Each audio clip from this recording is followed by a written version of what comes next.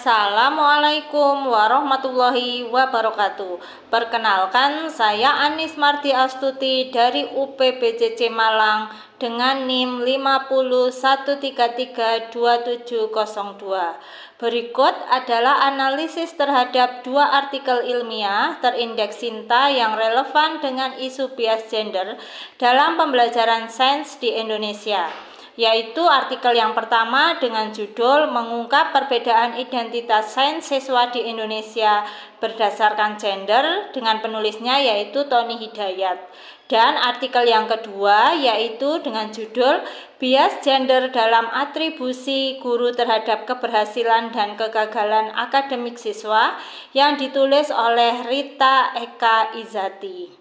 Inilah analisis terhadap dua artikel tersebut, yaitu yang pertama artikel dengan judul Mengungkap Perbedaan Identitas Sains Siswa di Indonesia Berdasarkan Gender yang ditulis oleh Tony Hidayat dari Jurnal Pedagogia Universitas 11 Maret. Pendahuluan atau rumusan masalahnya yaitu penelitian ini bertujuan untuk mengetahui level identitas sains siswa di Indonesia. Identitas sains merupakan salah satu faktor yang mempengaruhi karir siswa di masa depan dalam bidang sains. Penelitian ini dilakukan pada siswa sekolah menengah di Tangerang Selatan dengan menggunakan metode survei.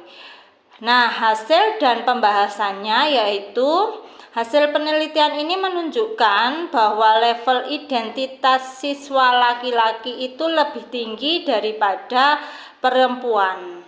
Lebih lanjut, identitas sains siswa pada komponen perasaan senang pada sains dan efikasi diri berbeda secara signifikan antara siswa laki-laki dan perempuan. Pengembangan identitas sains perlu dilakukan terutama bagi siswa perempuan. Analisisnya yaitu penelitian ini menunjukkan bahwa siswa laki-laki memiliki identitas sains yang lebih tinggi dibanding dengan siswa perempuan, terutama dalam aspek perasaan senang terhadap sains dan efikasi diri. Hal ini menunjukkan adanya perbedaan gender dalam identitas sains siswa. Namun demikian, penelitian ini tidak secara langsung mengaitkan perbedaan tersebut dengan perlakuan guru atau lingkungan pembelajaran. Nah, artikel yang kedua yaitu dengan judul Bias Gender dalam Atribusi Guru Terhadap Keberhasilan dan Kegagalan Akademik Siswa yang ditulis oleh Rita Eka Izati dalam Jurnal Penelitian Humaniora Universitas Negeri Yogyakarta. Pendahuluan atau rumusan masalahnya yaitu penelitian ini bertujuan untuk menguji secara statistik hubungan antara bias gender dan atribusi guru terhadap keberhasilan dan kegagalan akademik siswa, serta mengukur kekuatan pengaruh variabel tersebut terhadap variabel dependen, dan mengeksplorasi secara empiris keberadaan bias tersebut dalam atribusi guru. Nah, hasil dan pembahasannya yaitu hasil penelitian menunjukkan bahwa tingkat bias gender di antara responden rendah dan tidak ada korelasi signifikan antara bias gender dan atribusi guru terhadap keberhasilan dan kegagalan akademik siswa. Namun, terdapat perbedaan dalam persepsi guru mengenai bidang karir yang sesuai untuk siswa laki-laki dan siswa perempuan, di mana bidang yang memerlukan kekuatan fisik dan mobilitas itu dianggap lebih sesuai untuk laki-laki.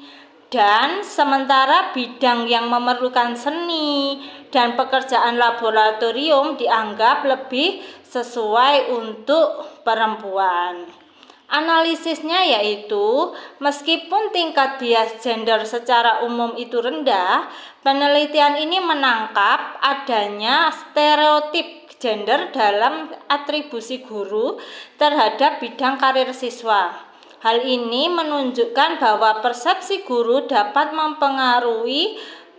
dipengaruhi oleh stereotip gender yang berpotensi mempengaruhi motivasi dan kepercayaan diri siswa terhadap siswa memilih studi maupun karir tertentu.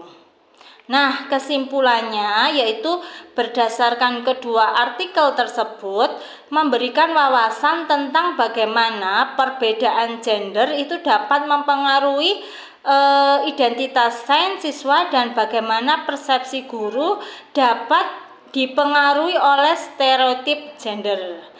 Meskipun tidak secara langsung meneliti perlakuan guru terhadap siswa berdasarkan gender dalam konteks pembelajaran sains di sekolah dasar, temuan-temuan ini menunjukkan pentingnya kesadaran dan pelatihan bagi guru untuk menghindari bias gender dan mendukung semua siswa secara setara dalam pembelajaran sains. Tidak ada perbedaan antara gender laki-laki dan perempuan. Demikianlah pendapat yang bisa saya sampaikan dalam diskusi ini. Kurang lebihnya saya mohon maaf yang sebesar-besarnya. Saya akhiri. Wassalamualaikum warahmatullahi wabarakatuh.